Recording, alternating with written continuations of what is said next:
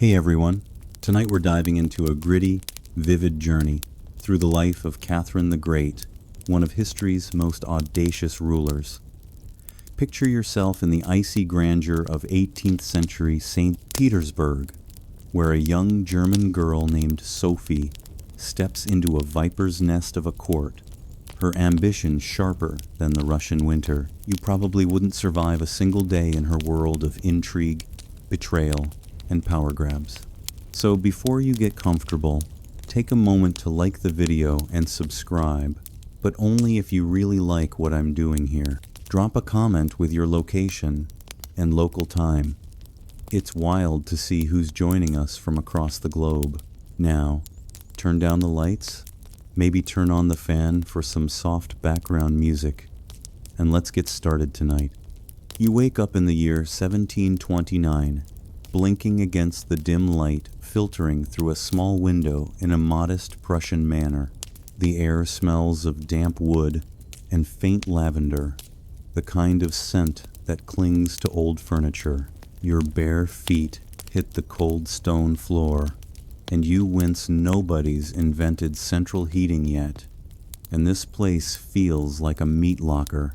You're in Stettin, a sleepy port town in the Duchy of Anhalt-Zerbst, where a baby girl named Sophie Augusta Frederica has just been born. She's the future Catherine the Great, but right now she's just a squalling infant wrapped in scratchy linen, oblivious to the empire she'll one day rule. You're here to see how it all begins, and trust me, it's not exactly a fairy tale. The house is cramped, more like a glorified cottage than a palace. Your nose wrinkles at the faint whiff of boiled cabbage drifting from the kitchen. Sophie's father, Christian August, is a Prussian officer, stern but unremarkable, his mustache as stiff as his military posture. He's loyal to Frederick the Great, but his wallet's thinner than the parchment he writes orders on. Her mother, Johanna, is another story, sharp-tongued, ambitious, already scheming to climb the social ladder. You overhear her muttering about better prospects for her newborn daughter, her voice slicing through the quiet like a knife. It's clear Sophie's not growing up in a cozy, love-filled home. This is a place where survival means cunning, and you can feel the weight of expectation already pressing down on that tiny crib. You shuffle closer, dodging a creaky floorboard, and peer at baby Sophie. Her eyes are wide, almost too big for her face, and she's got a grip on her blanket like she's already staking a claim. It's eerie how much presence she has, even now. Outside, the wind howls off the Baltic, rattling the shutters. This isn't Versailles. It's a backwater where winters are brutal and opportunities are scarce. Yet Sophie's destined for greatness. How? Because she's got something nobody in this drafty house can match. A mind like a steel trap and a will to outshine the stars. As you wander through the manor, you notice the details that shape her early years. Books are stacked on a wobbly table. Voltaire, Leibniz, even some forbidden French novels Johanna hides from the local pastor. Sophie'll devour these soon enough, learning to think faster than her tutors can preach. You smirk at the thought of her outwitting them, but then you trip over a wooden toy horse, probably Sophie's only plaything. It's a reminder she's still a kid, stuck in a world that doesn't care about her yet. Her first canonical event? It's not a coronation or a battle, it's surviving this stifling childhood. Historians still debate whether Johanna's cold ambition or Christian's quiet discipline shaped Sophie more. But you see both in the air here, like invisible threads pulling at her future. There's an odd detail that catches your eye. A faded map of Europe pinned to the wall, Russia looming large in the east. It's almost prophetic, like someone's already plotting Sophie's path to St. Petersburg. You chuckle, imagine explaining to Johanna that her daughter will rule that vast empire. she'd probably demand a bigger dowry. But the map's edges are curling and the ink smudged from years of neglect. It's a small thing, but it screams ambition in a house that can barely afford candles. You lean against the wall, scratching an itch, probably a flea from the straw mattress you slept on. Yeah, even in a noble's home, bugs are roommates. Joke's on you for thinking nobility meant comfort. The day drags on, and you watch Sophie's nurse rock her to sleep, humming a Prussian lullaby that sounds more like a march. You're freezing, your stomach's growling, and the only food in sight is a bowl of cold porridge that looks like it's been sitting since last week. You'd kill for a coffee, but that's a rich man's dream here. Instead, you sip some watery ale from a chipped mug-standard breakfast in 1729. It's weak, barely alcoholic, but it's safer than the well water, which smells suspiciously like the neighbor's pigsty. Another joke. The ale's so bad, you'd rather take your chances with the pigs. As night falls, you huddle by a dying fire, the embers casting shadows on the map. Sophie's asleep, but you can't shake the feeling she's already outsmarting the room. This girl's going to trade this chilly manor for a throne, but it won't be easy. You pull your cloak tighter, itching again damn fleas, and wonder how she'll survive the next step. Russia's calling, but it's a long, cold road from here. For now, you're stuck in Stettin, where dreams are as scarce as warm blankets, and Sophie's just beginning to sharpen her claws. You're shivering in a rickety carriage, the wheels creaking as they jolt over frozen ruts on a road to nowhere. It's 1,744, and you're tagging along with 15-year-old Sophie Augusta, now bouncing toward Russia like a pawn in a chess game she's only starting to understand. The air smells of wet wool and horse sweat, and your teeth chatter as the wind sneaks through the carriage's cracked wooden panels. Outside, the Pomeranian landscape is a blur of snow-dusted pines and gray skies.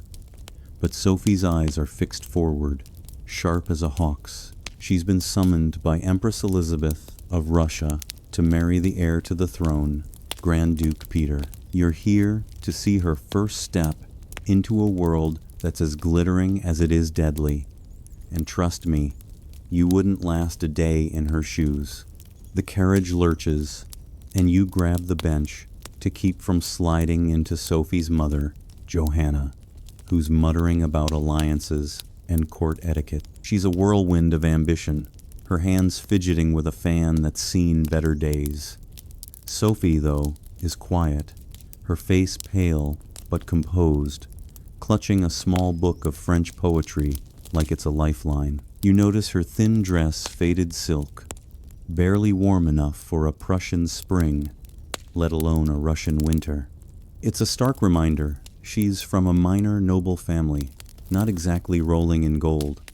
Yet there's a fire in her you can't miss, like she's already plotting how to turn this gamble into a crown.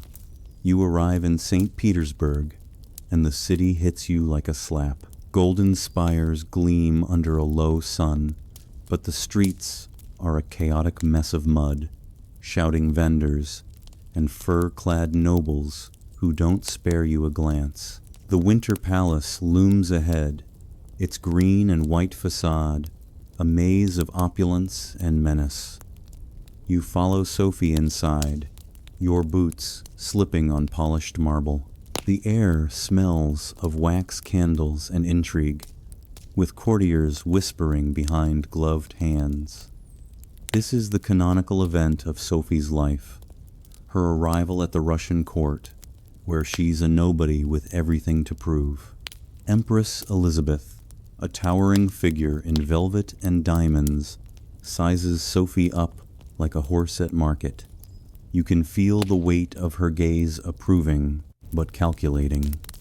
Sophie's not here to play princess. She's here to survive. The court is a viper's nest, and you're dodging venom with every step. Nobles gossip about her German accent, her plain dresses, her lack of dowry. You overhear a snide remark about her provincial manners, and you smirk bet they'll choke on those words later. Sophie's first task is to charm Elizabeth, who's as unpredictable as a storm.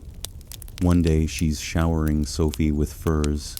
The next, she's grilling her on Russian history. You watch Sophie memorize Orthodox prayers by candlelight, her lips moving silently as she fights to belong. It's exhausting, and you're just observing. Imagine being her, knowing one wrong move could send you back to Stettin in disgrace. An odd detail catches your eye, a small wooden icon of St. Nicholas tucked into Sophie's luggage. It's chipped, probably a gift from her father, and she touches it like a talisman before bed. It's a quiet nod to her Lutheran roots, even as she prepares to convert to Orthodoxy. Historians still debate whether Sophie's faith was genuine or just a political tool, but you see the way she holds that icon.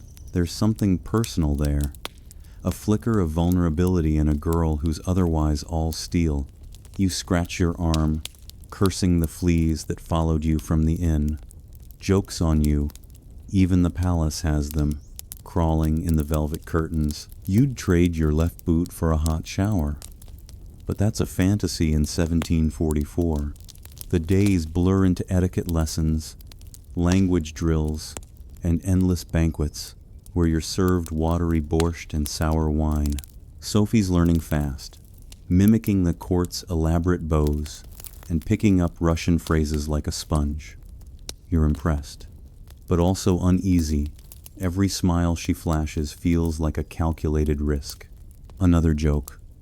The court's so full of spies, you're pretty sure the candelabras are taking notes.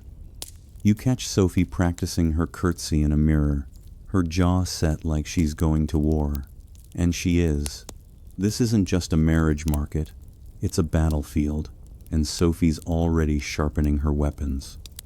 As night falls, you huddle near a smoky fireplace, the palace's chill seeping into your bones.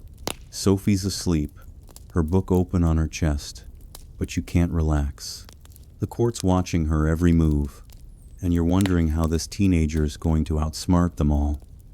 You sip some lukewarm kvass, tastes like regret and barley and grimace. One last joke. The only thing colder than this drink is Empress Elizabeth's smile when Sophie mispronounces a Russian word. You pull your cloak tighter, itching again, and realize Sophie's journey is just beginning. She's not Catherine yet, but the crown's already in her sights. You're standing in a gilded chapel in St. Petersburg, the air thick with incense and the drone of Orthodox chants. It's 1744, and you're watching Sophie Augusta, barely 15, take a step that will change her forever. The candles flicker, casting shadows on icons of stern-faced saints, their gold halos glinting like warnings. You're here for Sophie's conversion to Russian Orthodoxy, the moment she sheds her German past and becomes Ekaterina Alexievna Catherine. The room smells of beeswax and old velvet, but there's a tension sharper than the priest's voice. This is no mere ceremony. It's a rebirth, and you're holding your breath, knowing one misstep could send her back to obscurity. Sophie kneels before Empress Elizabeth, her thin frame swallowed by a heavy brocade gown that's more costume than clothing. You notice her hands tremble slightly as she recites the Orthodox Creed in halting Russian. She's been drilling for weeks, her Prussian accent still slipping through, but her voice is steady enough to impress the court. The Empress, draped in furs, nods approvingly, but her eyes are cold, scanning for weakness. You're close enough to smell the rose water on Sophie's skin, a faint attempt to mask the sweat of nerves. This is the canonical event of her transformation, the day she becomes Catherine, a Russian in name and faith, trading her Lutheran roots for a shot at the throne. The chapel's opulence is overwhelming marble floors, gold leaf everywhere, and a choir that sounds like it's summoning angels. But you're distracted by the whispers of courtiers behind you, their silk fans fluttering like vulture wings. They're betting on whether this German girl will crack under the weight of Russia's expectations. You smirk good luck, underestimating her. Catherine's not just memorizing prayers, she's memorizing the room, noting who bows deepest, who avoids her gaze. You're itching to warn her about the court's traps, but she already knows. Her eyes, sharp as a blade, miss nothing. An odd detail catches your attention. A single pearl earring on Catherine's left ear, mismatched with the right. It's not a fashion statement. It's all her family could afford for this moment. You wonder if she feels the imbalance, a reminder of her humble roots in this sea of wealth. Historians still debate whether her conversion was heartfelt or pure strategy. But you see the way she grips the icon handed to her, knuckles white. There's faith here, maybe not in God, but in her own survival. You scratch your neck, damn. Another flea bite.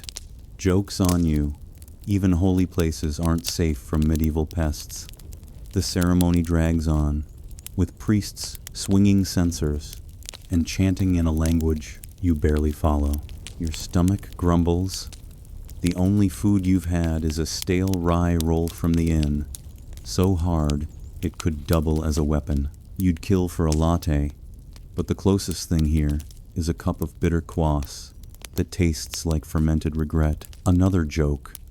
The incense is so thick, you're half convinced it's hiding the smell of court politics. Catherine rises, now officially Ekaterina, and the room applauds, but it's a brittle sound, like cracking ice. She's in, but she's not safe. You follow her out, dodging a puddle of melted candle wax on the floor. The palace halls are a maze of mirrors and murmurs, and Catherine's new name echoes in every conversation. She's no longer Sophie, the Prussian nobody. She's a Russian princess to be, but the crown's still a distant dream. You notice her pause by a window, glancing at the snowy Neva River outside. For a moment, she looks like any teenager, small, unsure, far from home. But then she straightens, her jaw set, and you realize she's already playing a bigger game. You pull your cloak tighter, itching again, and wonder how she'll navigate the next hurdle, a marriage that's more trap than triumph. As night settles, you're back in a drafty guest chamber, the fire barely keeping the chill at bay. Catherine's probably awake, memorizing more Russian verbs or charming a noble into loyalty. You sip lukewarm broth, tastes like boiled socks and grimace. One last joke. The only thing colder than this room is the Empress's smile when Catherine stumbles over a prayer. You're starting to see it now. Catherine's not just adapting. She's rewriting her own story, one calculated step at a time. The throne's far off, but she's already walking toward it. You're pacing the ornate halls of the Winter Palace, the echo of your footsteps muffled by thick Persian rugs that smell faintly of mothballs and old secrets. It's 1745, and you're caught in the whirlwind of Catherine's wedding preparations, where the air buzzes with forced excitement and underlying dread. The chandeliers above drip with crystal, casting rainbow prisms on the walls, but there's a chill that no fire can chase away. You're here to navigate her doomed marriage to Grand Duke Peter, the heir to the Russian throne, and trust me, this union feels less like a fairy tale and more like a slow-motion shipwreck. The candles flicker, and you catch a whiff of lavender from Catherine's gown as she glides past, her face a mask of composure hiding the storm inside. The day of the wedding arrives like a reluctant dawn, and you're swept into the cathedral, where incense hangs heavy, mixing with the scent of fresh roses piled high on every altar. Catherine, now 18, stands tall in a silver brocade dress weighed down with pearls, her veil shimmering like frost. Peter, gangly and awkward at 19, fidgets in his embroidered uniform, his eyes darting like a cornered animal. The ceremony is the canonical event here. Their marriage on the 21st of August, 1745, a lavish affair sealing Catherine's fate in Russia's royal web. Bells toll across St. Petersburg, and the crowd cheers.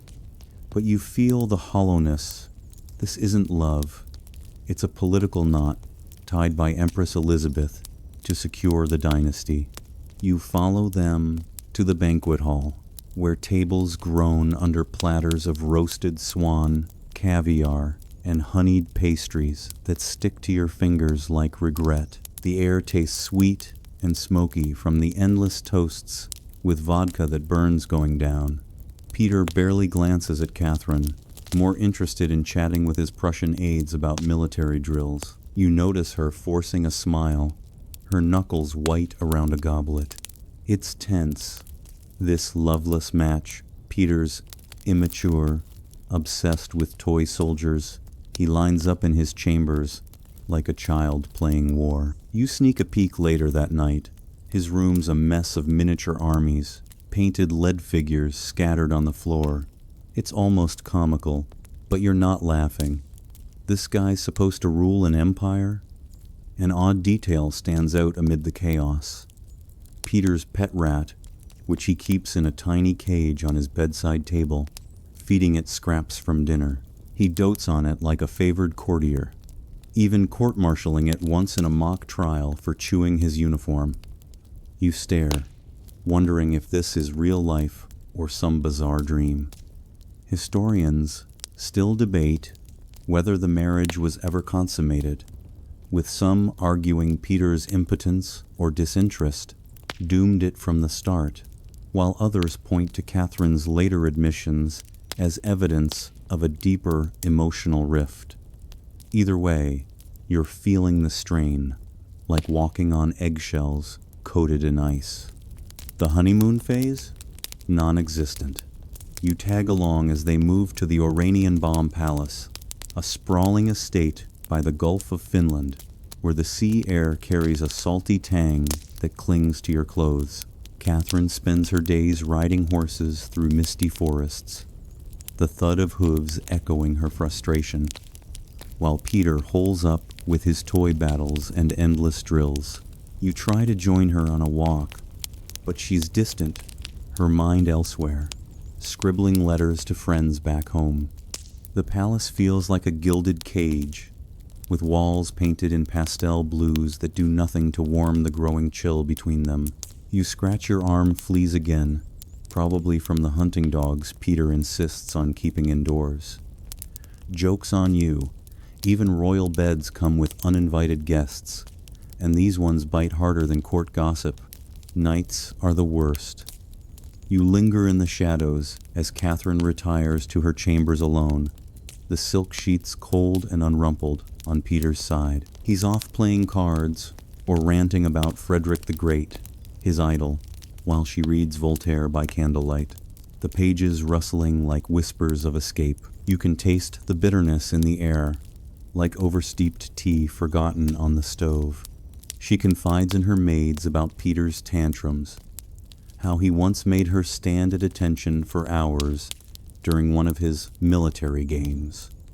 It's absurd, and you chuckle, quietly imagine, explaining to your friends back home that the future Tsar treats his wife like a recruit. But the laughter fades. This isn't funny for her. It's a daily grind of isolation, where every glance from Peter feels like dismissal. You wander the gardens one foggy morning, the dew soaking your boots, and overhear Catherine venting to a trusted servant. She's sharp, her words cutting through the mist.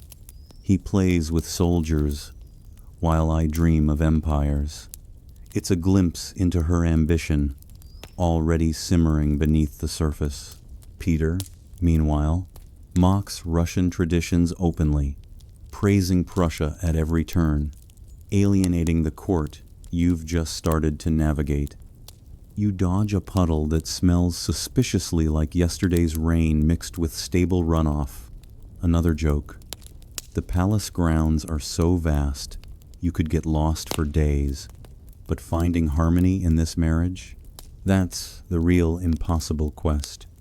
As weeks turn to months, the tension builds like a storm over the Baltic. You're there when Peter falls ill with smallpox, his face pocked and feverish, and Catherine nurses him dutifully.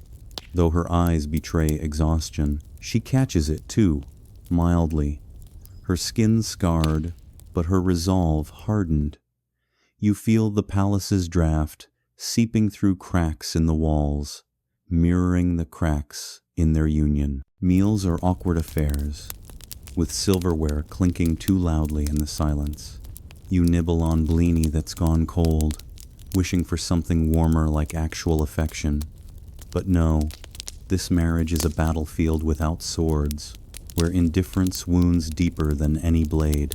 You slip into Catherine's study one evening, the fire crackling softly, casting warm glows on stacks of books.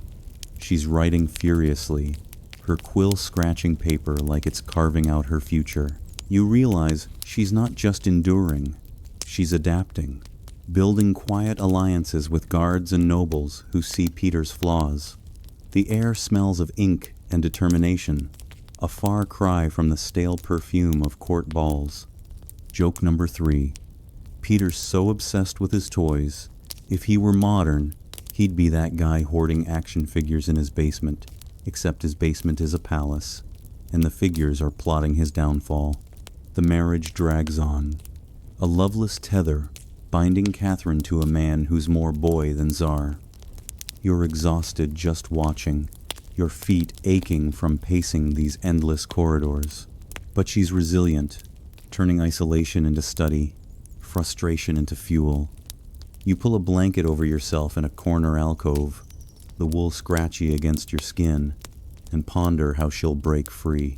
The throne seems distant, but her mind's already mapping the path. For now, though, you're stuck in this tense limbo where every day feels like navigating a minefield blindfolded. You're slinking through the dimly lit corridors of the Winter Palace, the air heavy with the scent of burning tallow candles and whispered secrets that seem to cling to the velvet tapestries like dust. It's the late 1742nd, and you're deep in the shadows of the Russian court, where every glance could be a dagger and every smile a trap. The marble floors are cold under your feet, echoing softly as you dodge a passing guard whose boots clomp like distant thunder. You're here to witness Catherine building her web of alliances, turning isolation into influence amid the intrigue that could swallow you whole. Remember that mismatched pearl earring from her conversion? It's gone now, replaced by subtle jewels from admirers, but the imbalance lingers in this unbalanced world of power plays. The palace at night feels alive, almost breathing, with hidden doors creaking open for midnight meetings and servants scurrying like mice with notes tucked in their sleeves. You follow Catherine as she navigates this labyrinth, her steps light but purposeful, dressed in a simple gown that blends into the gloom. She's no longer the wide-eyed girl from Stettin. She's a strategist now, charming nobles one by one with her wit and intellect. The canonical event unfolding here is her cultivation of key supporters, like the Orlov brothers Grigory and Alexei, military men with broad shoulders and loyalties she's quietly securing. You watch her in a shadowed alcove, sharing a quiet laugh with Grigory over a glass of spiced wine, her eyes sparkling as she plants seeds of doubt about Peter's fitness to rule. The court's intrigue is a tangled mess, like a ball of yarn a cat's been at for days. Empress Elizabeth still holds the reins, her mood swinging wilder than a pendulum in a gale, one day lavishing gifts on Catherine, the next interrogating her about imagined slights. You overhear whispers about spies in every corner, Prussian agents, French diplomats, even maids reporting to the Empress. Catherine's smart, though. She writes letters in code, using books as ciphers, and you're peeking over her shoulder as she pens one to a sympathetic lady in waiting, her quill scratching softly in the quiet. The air tastes metallic from the ink, and you stifle a sneeze from the dust motes dancing in the candlelight. She's building alliances not with gold, but with promises, reforms, favors, a vision of a stronger Russia that appeals to the ambitious. An odd detail jumps out in this shadowy game. Catherine's habit of keeping a pet monkey named Ivan in her chambers, a mischievous little creature she got as a gift from a Turkish diplomat. It swings from the bedposts, chattering away, and she uses it as a distraction during tense visits, letting it steal sweets from guests' pockets to lighten the mood. You watch it snatch a button from a noble's coat one evening, and everyone chuckles except you, because that button's probably worth more than your entire wardrobe back home. Historians still debate whether these alliances were born from genuine affection or pure calculation, with some arguing her relationships, like with Grigory Orlov, blurred the lines between love and leverage, while others see them as cold chess moves in a bid for survival. You slip into a side room where Catherine meets with Chancellor Bestizev Ryumin, a grizzled veteran of court politics with a mustache that looks like it could hide state secrets. The room smells of tobacco and leather from his pipe, and you huddle in the corner, invisible, as they discuss Peter's growing unpopularity. He's alienating everyone with his Prussian obsessions, drilling soldiers in the snow until they mutter rebellions under their breath. Catherine nods thoughtfully, her fingers tracing patterns on a map of Europe spread across the table. She's forging bonds with the Imperial Guard, those burly men in red coats who could tip the scales in any power shift. You feel the tension, like a bowstring pulled taut, as she promises them better pay, more glory, all while keeping her expression serene. Jokes on the court gossips, who think she's just a pretty German import. She's outmaneuvering them like a pro gamer in a noob lobby, stacking alliances while they sip tea and spread rumors. You tag along to a masquerade ball, the hall alive with swirling skirts and masked faces, music from violins floating like smoke. Catherine, disguised as a shepherdess, whispers to potential allies amid the laughter, her voice low and persuasive. You bump into a courtier whose wig is so powdered it looks like he's been dusted for fingerprints. Modern forensics would have a field day here. The punch tastes like watered-down victory, sweet with hints of betrayal, and you sip it cautiously, wondering who spiked it with what agenda. Days blend into nights of clandestine chats. Catherine reading Enlightenment texts by flickering light, Voltaire's words, fueling her dreams of reform. She confides in you, sort of, as you lurk nearby, about Peter's latest folly. He's built a miniature fortress in the garden, complete with toy cannons that actually fire peas. You chuckle softly. It's like he's LARPing as a king while she's plotting the real thing. Another joke. If Peter's alliances are built on toy soldiers, Catherine's are forged in steel, and hers don't melt in the rain. She's careful, though, avoiding direct confrontation, letting her network grow like ivy over the palace walls. You venture outside one crisp evening, the Neva River frozen solid, its surface like a cracked mirror reflecting the moon. Catherine walks with Alexei Orlov, their breaths puffing in the cold air that nips at your nose. They discuss the guards' discontent, how Peter's pro-Prussian stance irks the patriots. She's weaving a safety net, one thread at a time, knowing Elizabeth's health is fading like the winter sun. You shiver, not just from the chill, but from the realization this court of shadows could erupt at any moment. Fleas itch under your collar again. Palace life's glamour includes these tiny tyrants, apparently. You'd trade a secret for some bug spray, but secrets are the currency here. The intrigue thickens when a rumor hits. Peter's flirting with divorce, eyeing his mistress, Elizabeth Vorontsova, a plain but devoted woman who fawns over his every whim. Catherine hears it from a loyal maid, her face paling, but her resolve hardening like ice on the river. She doubles down, charming more officers, intellectuals, even foreign envoys who see her as Russia's future. You're there in a hidden library, shelves groaning with forbidden books, as she debates philosophy with a scholar, her laughter light but her questions probing. It's mesmerizing, this dance of deception where every word could be a weapon. As the section winds down, you retreat to a quiet alcove, the palace settling into uneasy sleep. Catherine's alliances are taking shape, a shadow army ready to strike when the time comes. You munch on a pilfered apple, its tartness cutting through the night's heaviness, and ponder her next move. She's not just surviving the court, she's mastering it, one whispered promise at a time. Joke number 3. In this Game of Thrones, Catherine's collecting friends like Pokemon. Gotta catch 'em all before Peter notices his deck's empty.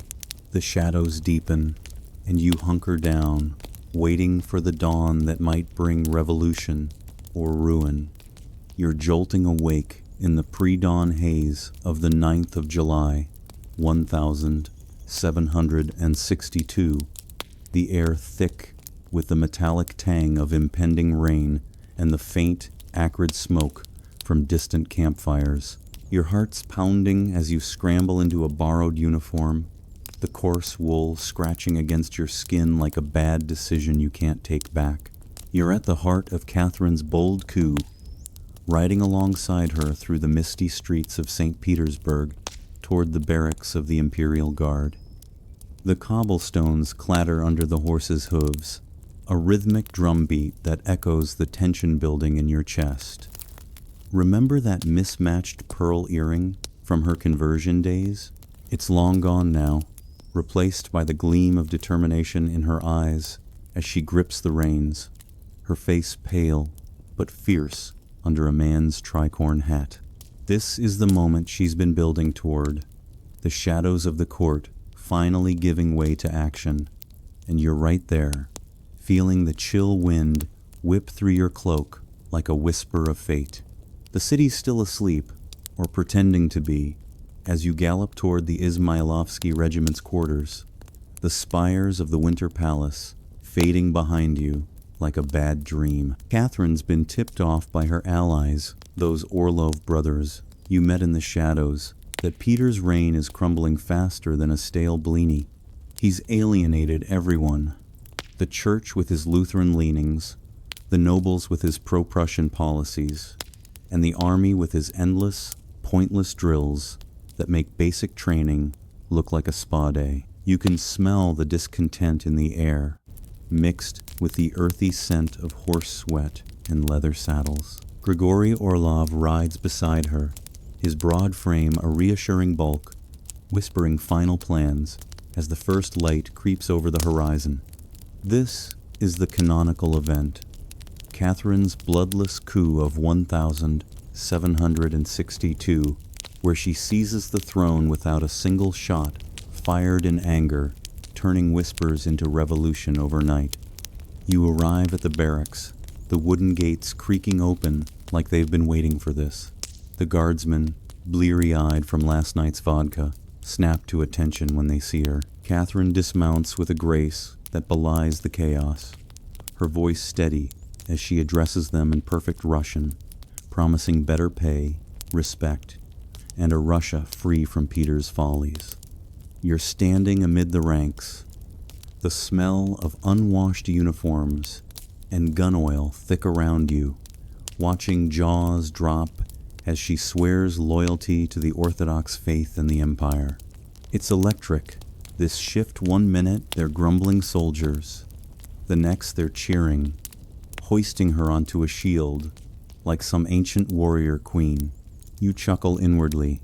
It's like she's hacked the system, turning Peter's enemies into her fan club with a speech smoother than a modern TED Talk. An odd detail catches your eye amid the fervor. Catherine's wearing a borrowed officer's uniform over her dress, complete with a sash that's slightly too long, trailing behind her like a comical tail. She trips on it once, just a tiny stumble, but recovers with a laugh that endears her even more to the troops. It's almost endearing, this imperfection in her otherwise flawless plan, a reminder that even empresses have wardrobe malfunctions. Historians still debate whether the coup was truly spontaneous or meticulously orchestrated for months, with some arguing her lovers, like Orlov, pulled the strings, while others credit Catherine's own intellect as the mastermind behind every move.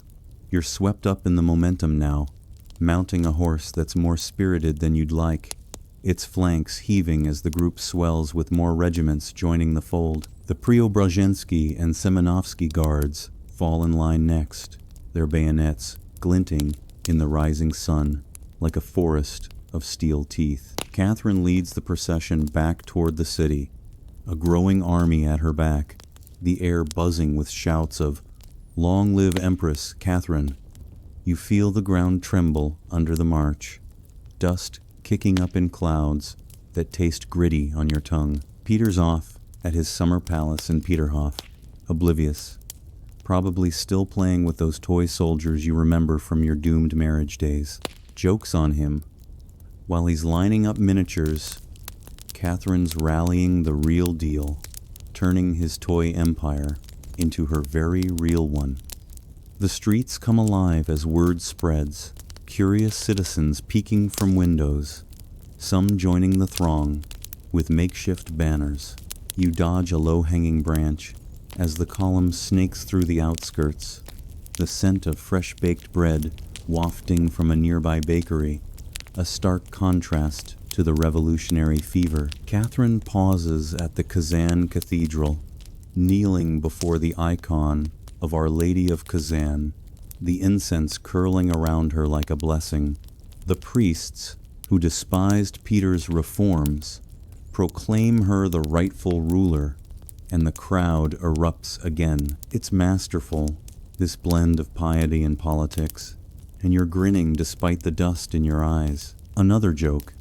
If this were a video game, Catherine just unlocked the Charisma Max achievement, rallying troops faster than you can say, "Power up." By midday, you're approaching the Winter Palace, the golden domes shimmering like a mirage. No resistance. Peter's supporters scatter like leaves in the wind, his few loyalists arrested without fuss. You slip inside the familiar halls, now echoing with triumphant boots instead of courtly whispers. Catherine takes the throne room, not literally sitting yet, but commanding it with her presence, issuing orders to secure the city. Messengers gallop off to Peterhof, demanding his abdication, while you linger in the background, munching on a pilfered apple from the kitchen, crisp and tart, a small victory in the grand scheme. The palace kitchens are in overdrive, the smell of roasting meat mingling with the excitement, but you're too wired to eat properly. Peter's reaction reaches you by evening. He's stunned, surrendering without a fight, signing away his crown in a haze of confusion and tears. You imagine him there, surrounded by his Prussian memorabilia, realizing too late that his games were no match for Catherine's reality. The coup's bloodless nature is its genius. No battles, no bodies, just a swift transfer of power that leaves the empire intact. You watch as Catherine addresses the Senate, her voice echoing off the marble, promising stability and reform. It's exhilarating, this pivot from consort to empress, and you feel the weight lift, the shadows of the court finally parting. As night falls, you're outside under a starry sky, the Neva's waters lapping gently, carrying away the day's tension. Bonfires dot the horizon, guardsmen toasting their new empress with mugs of ale that foam over like overflowing hope. Catherine retires to her chambers, but you know she's not sleeping planning already, her mind racing ahead to consolidation. You huddle by a fire, the warmth seeping into your bones, chasing away the morning's chill. Joke number 3. Peter thought he was the king of the castle, but Catherine just flipped the board checkmate with extra flair. The coup's done, but the real work begins, and you're along for the ride, wondering what shadows linger in victory's light. You're standing in the grand throne room of the Winter Palace, the air thick with the scent of polished wood and fresh roses arranged in gilded vases, their petals already curling in the July heat of 1762. The chandeliers above glitter like frozen stars, but the atmosphere crackles with uncertainty. You're here, heart pounding, as Catherine, newly crowned Empress Catherine II, takes her first steps as Russia's ruler. The throne looms behind her, a massive thing of gold and velvet, and she's not sitting in it yet.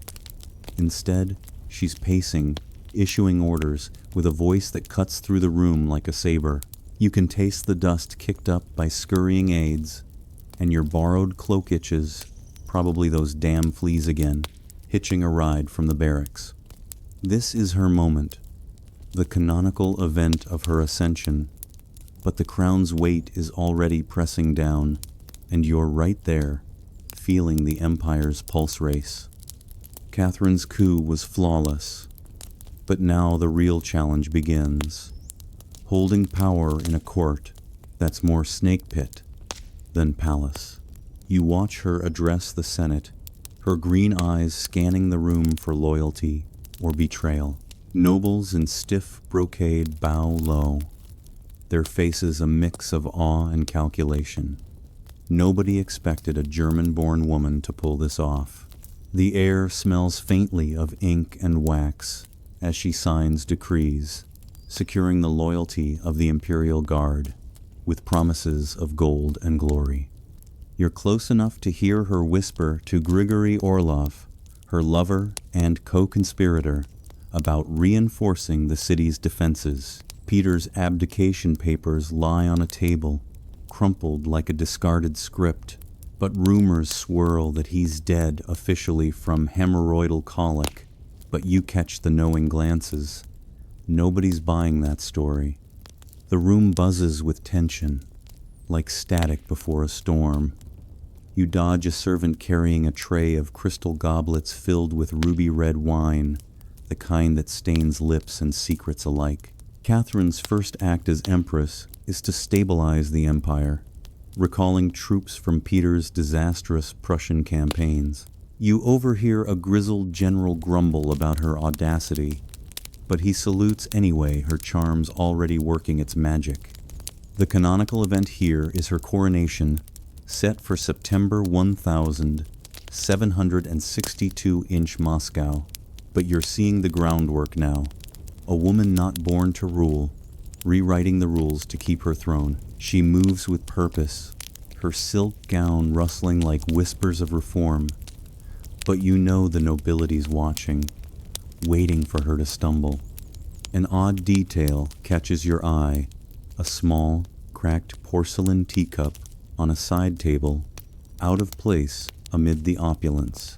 It's Catherine's, used during late-night strategy sessions with her allies.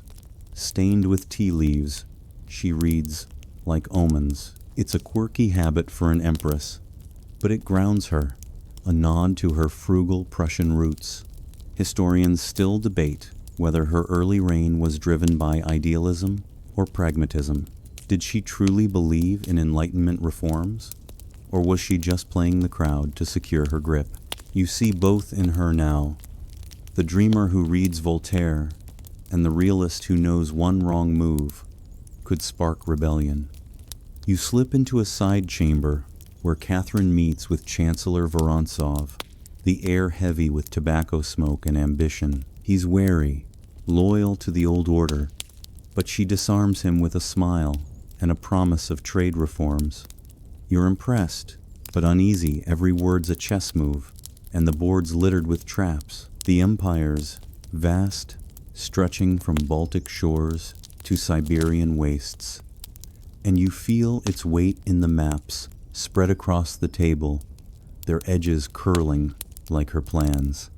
You munch on a pilfered rye biscuit, gritty and tasteless, wishing for something sweeter, like her promises of progress. Joke's on you. In this court, even the food's a test of endurance, like chewing through a diplomatic treaty. Outside, St. Petersburg hums with nervous energy. You wander the palace gardens, the scent of damp earth and blooming lilacs grounding you amid the chaos. Crowds gather at the gates, shouting, "Ekaterina," while priests bless her name in churches, their incense drifting like propaganda. But not everyone's cheering Peter's loyalists, though few whisper of counter-coups, and foreign courts, like Prussia's, are rattled by her rise. You overhear a French envoy muttering about her dangerous ambition, and you smirk bet he didn't see this coming when she was just Sophie from Stettin. Another joke. Catherine's turning enemies into allies faster than you can say diplomatic immunity, but the real trick is keeping them. The days are relentless, filled with decrees, audiences, and late-night councils.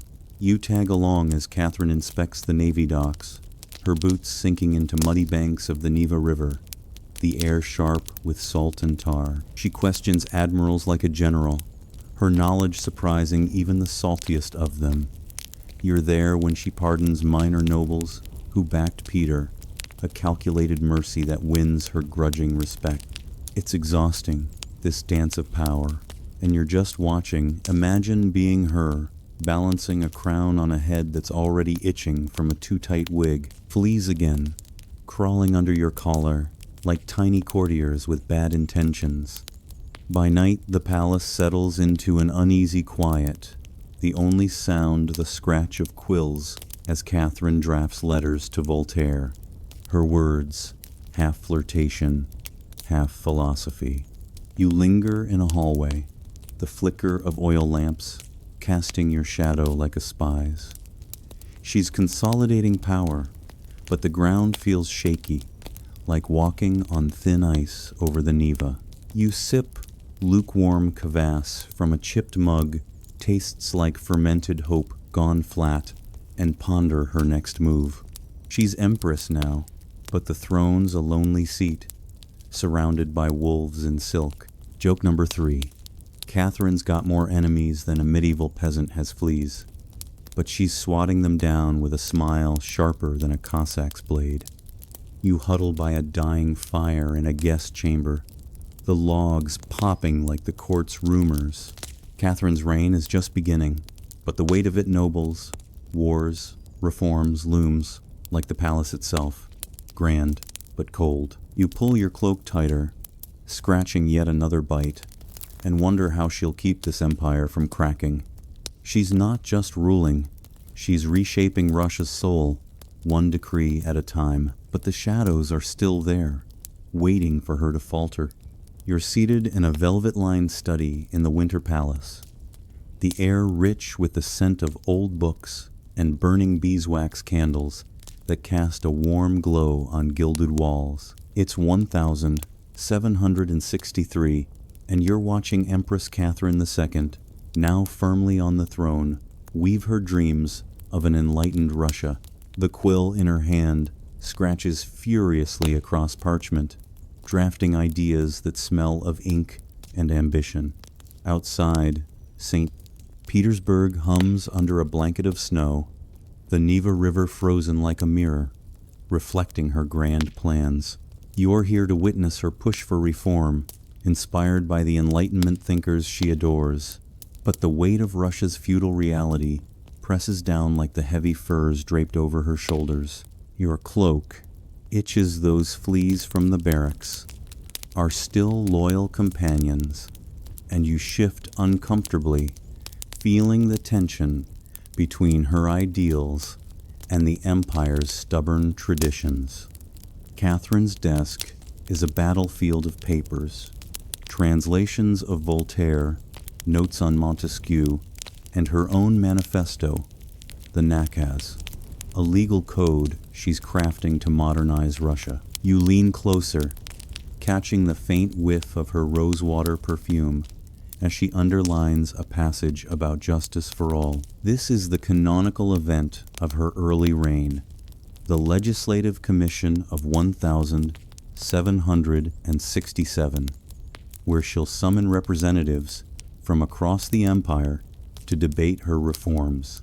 It's bold, almost reckless, for an autocrat to flirt with ideas of equality, but Catherine's not just ruling, she's performing, casting herself as a philosopher queen. You see her pause, staring out the frosted window, her breath fogging the glass like a fleeting doubt.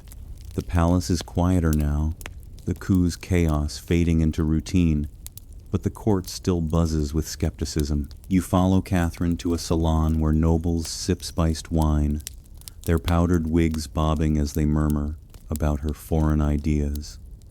She disarms them with a smile, quoting Diderot so fluently, you'd think she was born in Paris. But you notice the tight grip on her fan, betraying the effort it takes to charm men who'd rather see her fail. The air tastes of cloves and caution, and you dodge a servant with a tray of honeyed cakes, too rich for your empty stomach, which grumbles for the plain rye bread you swiped earlier. Her reforms aim to curb torture, expand education, and streamline laws. But Russia's nobles cling to their serfs like a miser to gold, and you feel the resistance like a cold draft through the room. An odd detail stands out, a small, worn copy of Candide on her desk, its pages dog, eared and margins scribbled with her notes in German. It's her private rebellion, a love for satire in a court that demands solemnity. Historians still debate whether her Enlightenment ideals were genuine or a calculated veneer to win Europe's respect.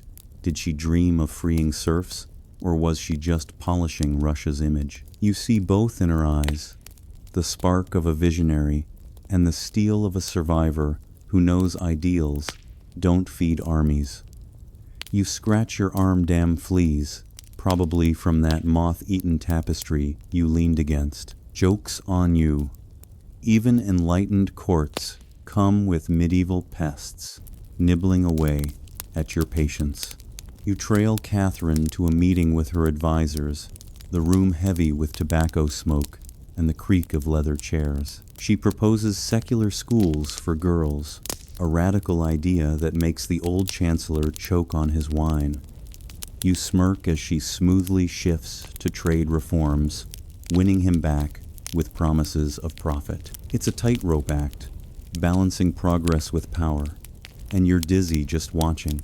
The empire's vast, its people bound by serfdom and superstition, and you feel it in the maps on the walls, their borders sprawling like her ambitions. You nibble a stolen biscuit, its grit reminding you of Russia's stubborn soil, hard to till, harder to change. Another joke.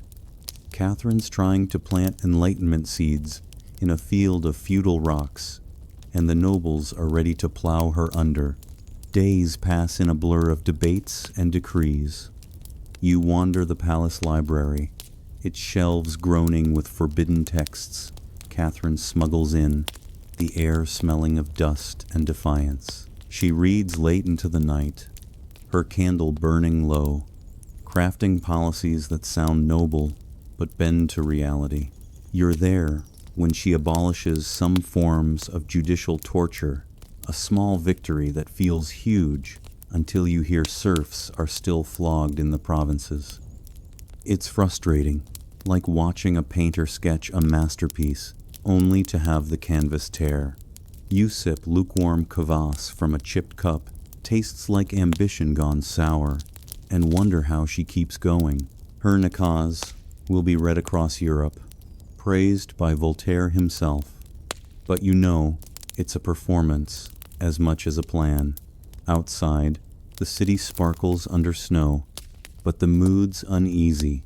You overhear peasants at the market grumbling about taxes, their breath puffing in the frigid air that bites your nose. Catherine's reforms are top-down, aimed at the elite, and you sense the gap widening between her vision and the empire's reality.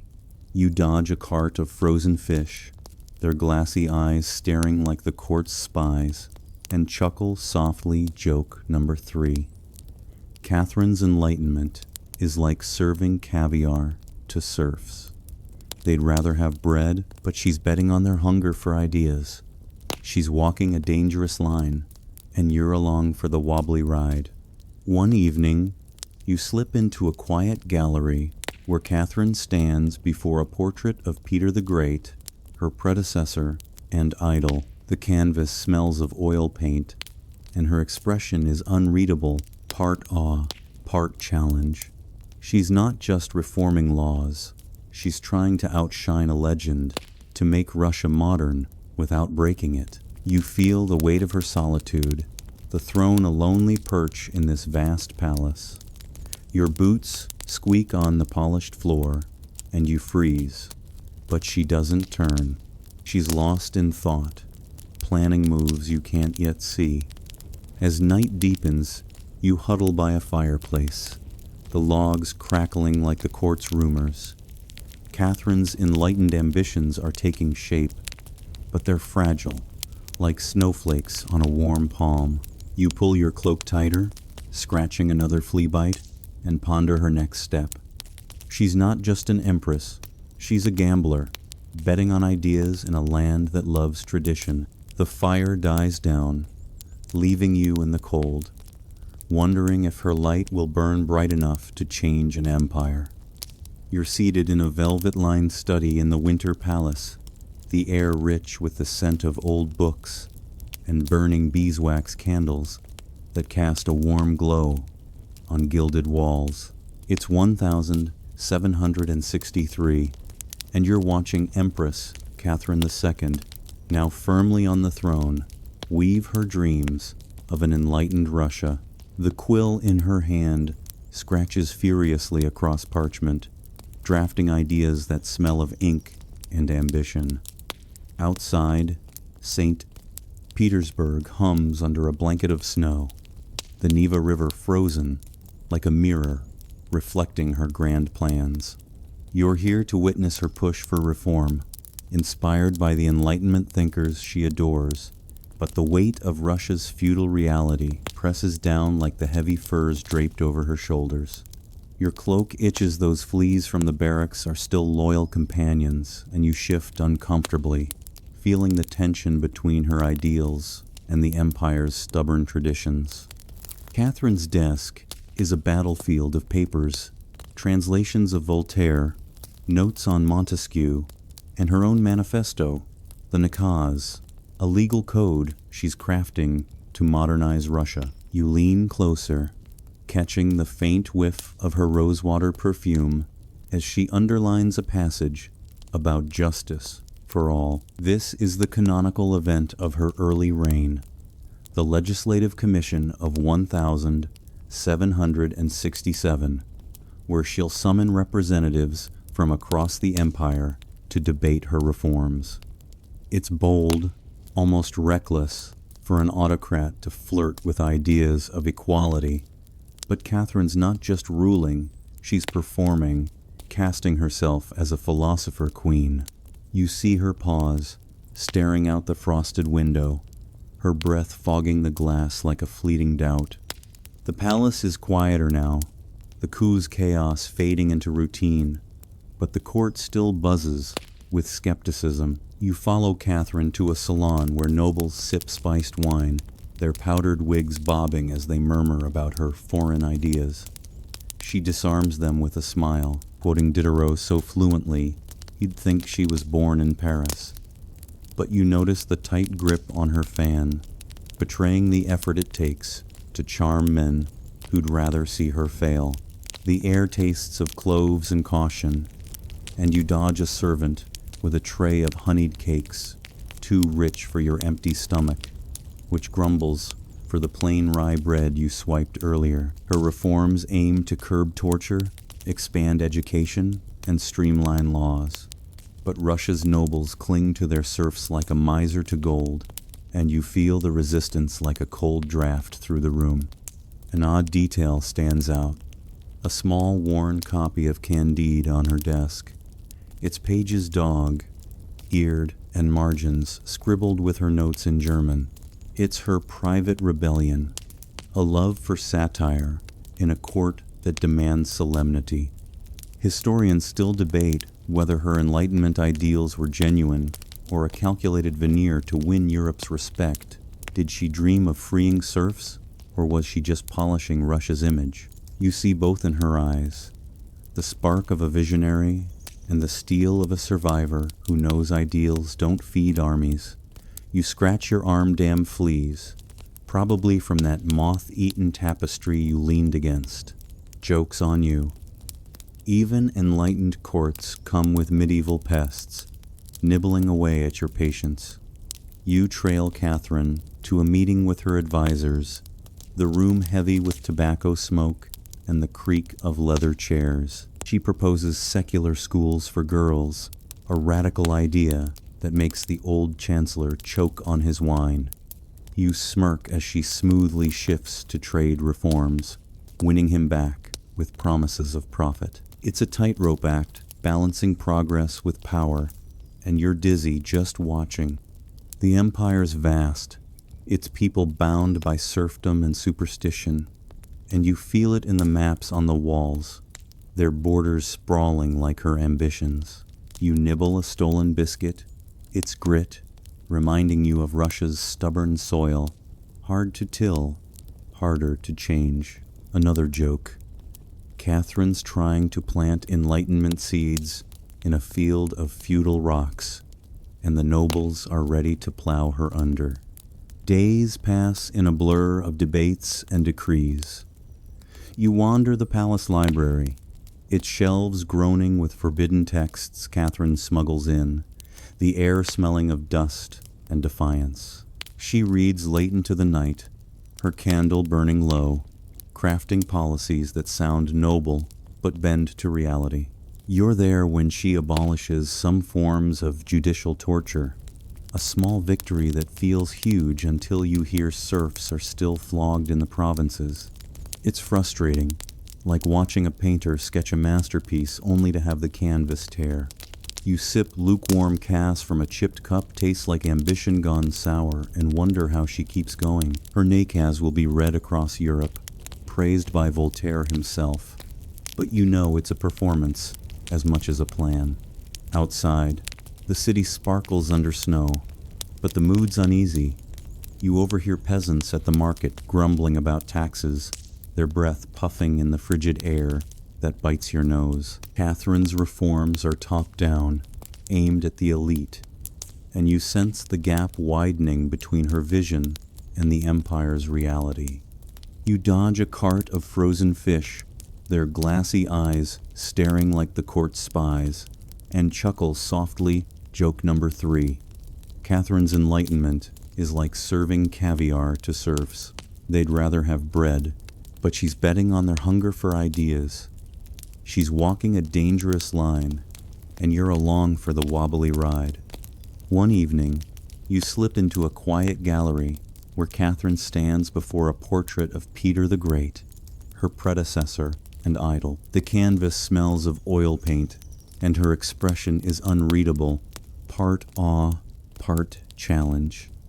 She's not just reforming laws, she's trying to outshine a legend, to make Russia modern without breaking it. You feel the weight of her solitude, The throne, a lonely perch in this vast palace. Your boots squeak on the polished floor, and you freeze, but she doesn't turn. She's lost in thought, planning moves you can't yet see.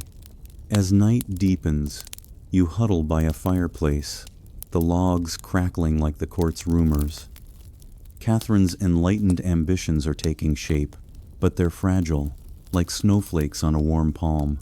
You pull your cloak tighter, scratching another flea bite, and ponder her next step. She's not just an empress, she's a gambler, betting on ideas in a land that loves tradition.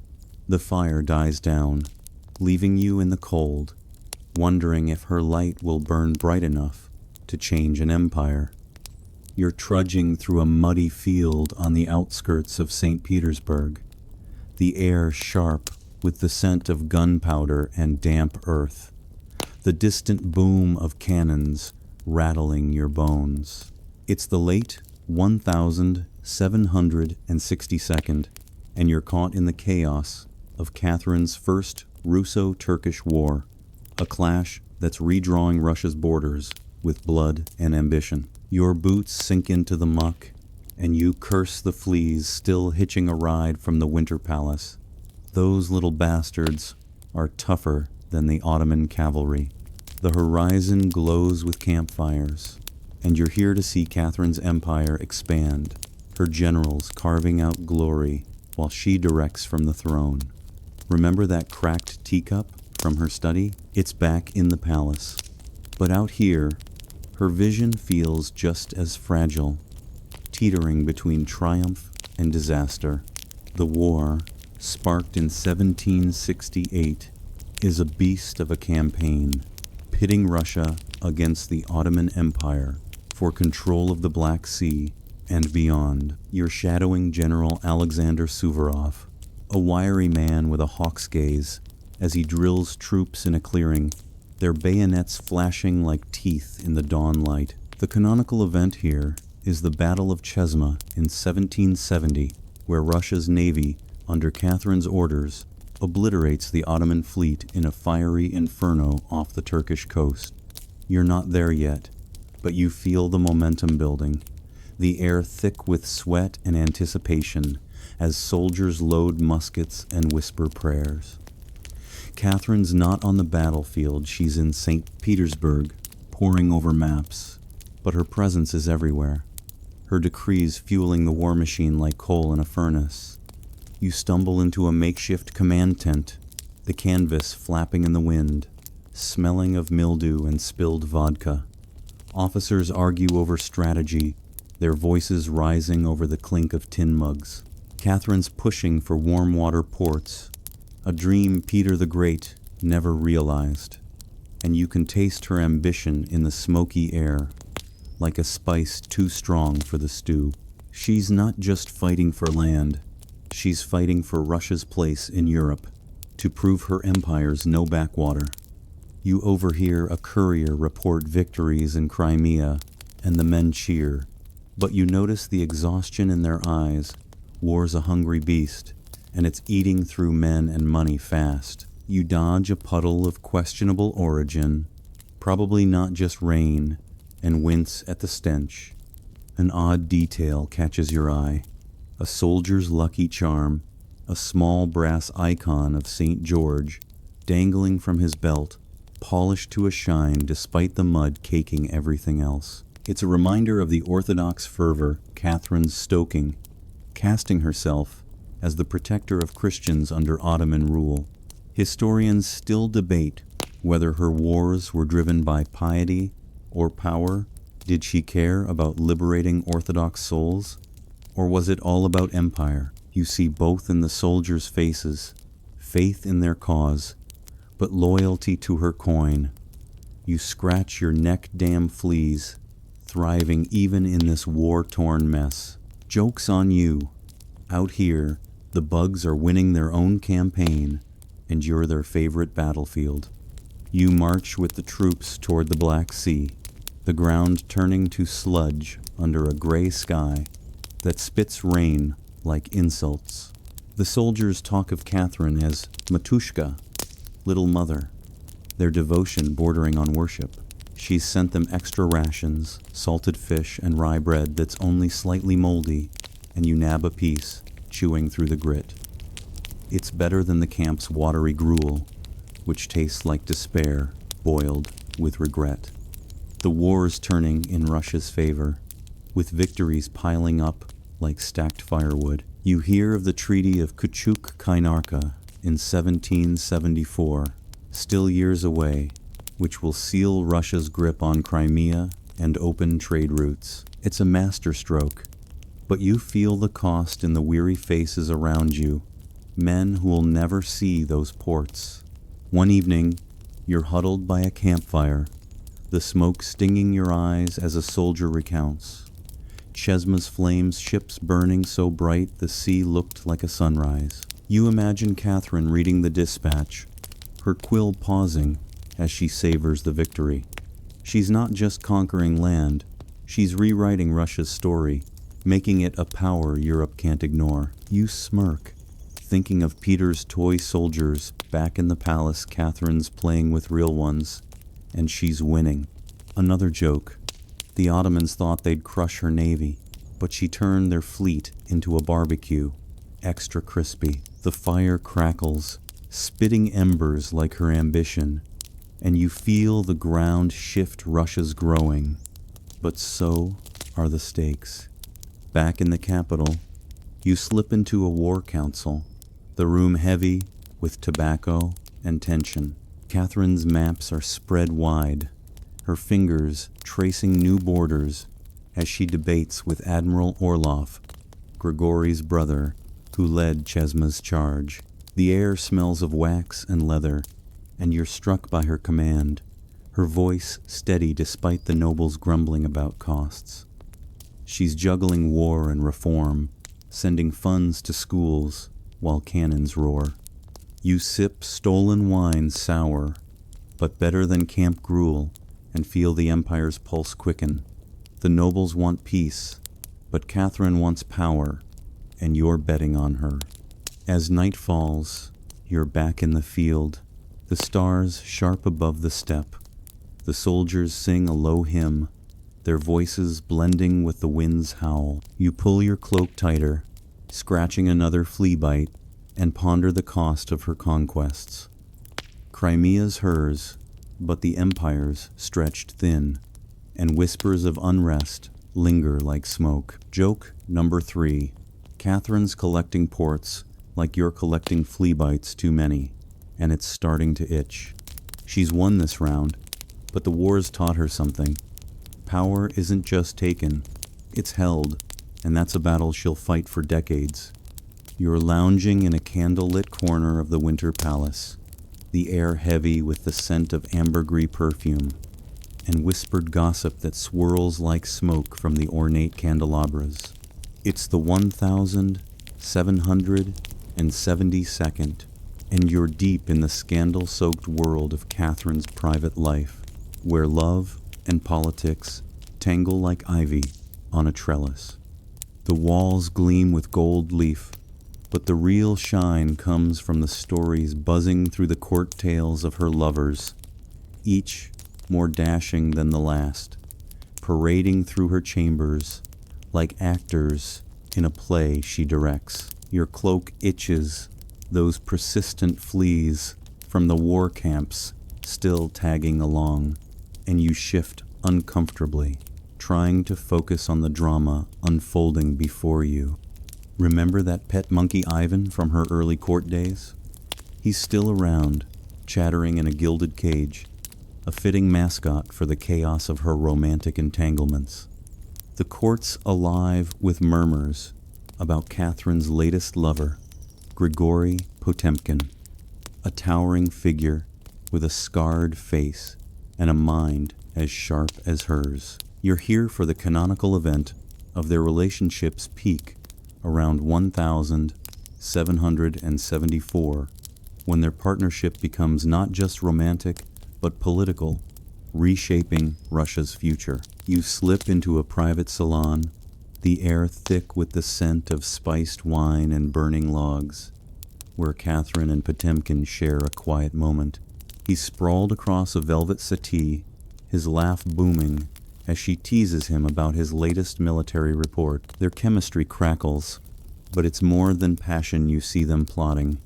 Their heads bent over maps of the Black Sea, fingers brushing as they dream of empire. She's not just a lover, she's a co-conspirator, and you're mesmerized by their dance of power and desire. The scandal's inescapable, though. You overhear courtiers behind silk fans, their voices dripping with envy, calling her insatiable, a woman too bold for their liking. Her lover's Orlov before, now Potemkin, and others waiting in the wings, are rewarded with titles, estates, even whole provinces. You dodge a servant carrying a tray of crystal flutes, the champagne fizzing like the court's rumors. Catherine doesn't hide her affairs. She flaunts them, a deliberate middle finger to a world that expects women to blush and bow. You smirk, imagining the pamphlets circulating in Paris, painting her as a lustful tyrant. Joke's on them. She's not just breaking hearts. She's breaking conventions, rewriting what an empress can be. An odd detail catches your eye. A sapphire ring on Catherine's finger, a gift from Potemkin, engraved with a tiny crescent moon. It's a private symbol, worn openly, a nod to their bond that's both tender and strategic. Historians still debate whether she secretly married Potemkin, with some pointing to cryptic letters as evidence of a clandestine wedding, while others argue it was a partnership of convenience, not commitment. You see the ring glint as she signs a decree, her hands steady, but her eyes soft when she glances at him. It's love, sure, but it's also leverage. Potemkin's loyalty runs her armies, her colonies, her dreams. You scratch your arm, damn fleas, thriving in the palace's velvet-like courtiers, on gossip and wince at the irony of romance in a place so cutthroat. You follow them to Tsarskoye Selo, Catherine's summer palace, where the gardens bloom with roses that smell sweeter than the court's deceit. The air's warm, buzzing with bees, and you watch her stroll with Potemkin, their laughter mingling with the rustle of leaves. He's not just a lover, he's her equal, advising on wars, reforms, even architecture. You're there when they plan new cities in the south, his vision for Crimea as bold as hers. But the court doesn't love him too brash, too powerful. You overhear a noble mutter about his peasant manners, and you chuckle, bet they'd trade their titles for his influence. Another joke. Catherine's lovers come and go like seasons, but Potemkin's the summer storm that reshapes the landscape. The nights are filled with masquerades, the halls alive with music and masked figures swirling like secrets. You slip into one, the air heady with perfume and intrigue, watching Catherine dance with a new favorite, a young officer whose name you'll forget by next week. She's strategic, choosing lovers who bolster her reign, military men, diplomats, even poets who sing her praises. You sip tart cherry cordial from a stolen glass, its bite matching the court's sharp tongues. The gossip's relentless, but she leans into it, her laughter louder than their whispers. You admire her nerve, turning scandal into strength, like spinning straw into gold without a fairy tale's magic. Outside, the Neva sparkles under moonlight, and you wander the banks, the cool air, a relief from the palace's heat. You hear whispers of Potemkin's latest conquests, not women, but territories, as he oversees the colonization of New Russia. Catherine's love life isn't just personal, it's political, tying her to the men who expand her empire. You munch on a pilfered apple, its crispness cutting through the night's heaviness, and ponder the cost of her choices. She's free in ways no woman of her time could dream. But every lover's a risk, every affair, a potential crack in her armor. As dawn breaks, you're back in the palace. The candles burned low, their wax pooling like spilled secrets. Catherine's alone now, reading a letter from Voltaire, her smile soft but fleeting. You feel her loneliness, a shadow beneath the crown, and wonder if Potemkin's ring is enough to anchor her. Joke number 3. Her lovers are like her empire, vast, dazzling, and impossible to control without a fight. You pull your cloak tighter, scratching another flea bite, and realize her heart's as much a battlefield as her wars. She's rewriting love's rules, but the court's watching, waiting for the scandal to tip the scales. You're trudging through the dusty streets of a Volga River village, the air thick with the smell of sweat, smoke, and the faint tang of rebellion. It's 1773, and you're caught in the heart of the Pugachev Rebellion, the largest peasant uprising in Russian history, threatening to unravel Catherine's empire like a poorly stitched tapestry. Your boots kick up dirt, and you swat at fleas. Those relentless pests from the palace now seem like old friends compared to the chaos around you. The sky's a bruised gray, and you hear distant shouts, the clash of swords, and the crackle of burning barns. You're here to witness Catherine's empire tremble under the weight of Yemelyan Pugachev's audacious revolt. And trust me, it's a storm that makes her coup look like a tea party. Remember that sapphire ring from Potemkin? It's still on her finger, far away in St. Petersburg, but its crescent moon feels like a taunt now as her empire's stability wanes. The rebellion's epicenter is here, among the Cossacks, peasants, and serfs who've had enough of crushing taxes and noble whips.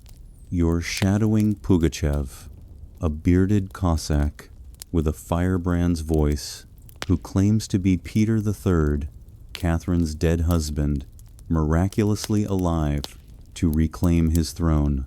It's absurd, but the crowds don't care. They're desperate, and his promises of land and freedom taste sweeter than the moldy bread you've been choking down.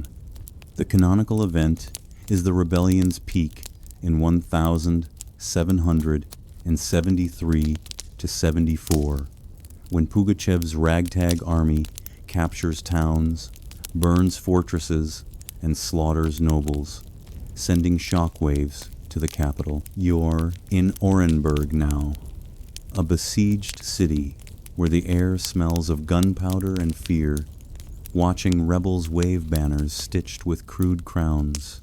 You duck into a tavern, its wooden walls scarred from fights, the air heavy with sour ale and panic.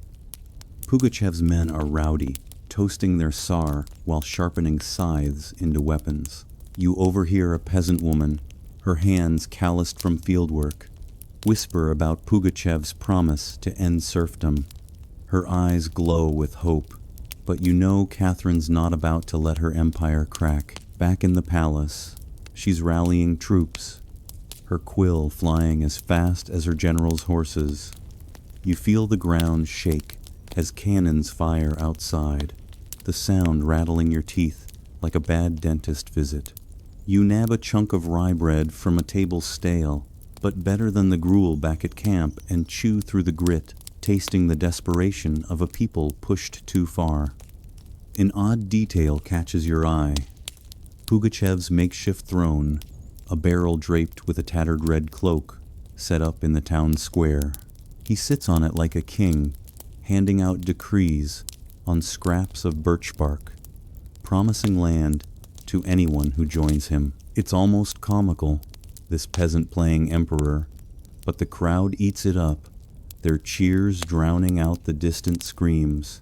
Historians still debate whether Pugachev believed his own lie or was just a cunning opportunist. Did he think he was Peter, or was he playing a role to spark a revolution? You see the fervor in his eyes, half mad, half calculated, and wonder if even he knows the truth. You scratch your arm, damn fleas, thriving in the chaos like rebels in the steppe, and grimace at the irony of a revolt born from the same unrest Catherine's reforms failed to fix. You slip out to the edge of town, where the Volga glitters like a blade under the moon. The rebels' camp is a mess of tents and stolen livestock, the air thick with the stench of unwashed bodies and burning pitch. You overhear talk of Catherine's response. She's sent General Bibikov with a professional army, their boots marching to crush this uprising. Like a boot on a roach, you feel the tide turning, the rebels' bravado fraying as supply lines dwindle. Pugachev's charisma holds them together, but you know it's only a matter of time. You dodge a drunken Cossack swinging a saber, his breath reeking of kvass, and chuckle jokes on him. He's fighting for a dream that's already fading faster than his sobriety. Back in St. Petersburg, you imagine Catherine in her study, the candlelight flickering on her nakaz as she reads reports of the rebellion. Her face, usually so composed, must be taut with worry. She knows this isn't just a revolt, it's a warning. The serfs she dreamed of reforming are now burning her empire's edges. You're there when news arrives of Pugachev's capture in 1774, betrayed by his own men, paraded in an iron cage through Moscow's streets like a circus beast. The execution's brutal beheaded, quartered, a message to any who dare follow. You smell the blood in the air, even from a distance, and it's a grim reminder of Catherine's iron beneath the velvet. One night, you're huddled by a dying campfire, the steppe wind cutting through your cloak like a knife. The rebellion's crushed, but the scars remain, villages razed, trust shattered. You munch on a pilfered apple, its tartness cutting through the night's bitterness, and ponder Catherine's next move. She doubles down on control, leaning harder on the nobles who keep serfs in chains, her enlightenment dreams dimming like the fire's embers. Another joke, Pugachev thought he was Peter III, but Catherine's the real phoenix, rising from this rebellion's ashes with a tighter grip on power. The stars above are cold, and you pull your cloak tighter, scratching another flea bite. The empire's quiet again, but it's a tense silence, like the pause before a storm. Catherine's learned a hard lesson. Reform sounds pretty on paper, but survival demands steel. You sip stolen vodka from a flask, burns like regret, and feel the weight of her choices. She's still the philosopher queen, but now she's also the autocrat, and the balance is shifting. The rebellion's over, but its echoes linger, whispering of a Russia that's harder to tame than she thought. You're wandering through the Hermitage, a sprawling palace turned gallery in St. Petersburg, the air rich with the scent of oil paint and polished wood, mingling with the faint mustiness of centuries-old tapestries. It's the 1782nd, and you're immersed in Catherine's cultural renaissance, a dazzling effort to transform Russia into a beacon of art and intellect. The walls are lined with canvases, Rembrandts, Titians, Rubenses, each frame gleaming under candlelight that dances like stars trapped in glass.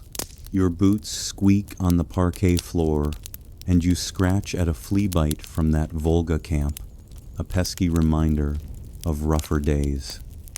Remember that worn copy of Candide on her desk?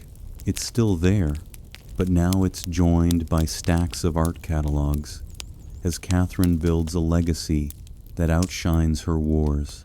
You're here to see her make Russia a cultural powerhouse, and trust me, it's a sight grander than any battlefield.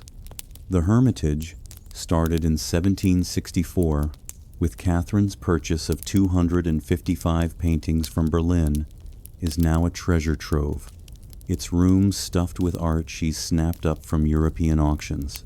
You're trailing her as she inspects a new Caravaggio, her eyes sharp as she debates its placement with a nervous curator.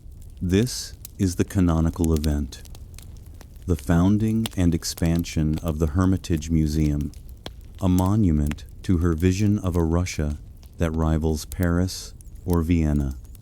The air smells of linseed oil and ambition, and you feel the weight of her project. Each painting isn't just art, it's propaganda, proof that Russia's no barbarian backwater.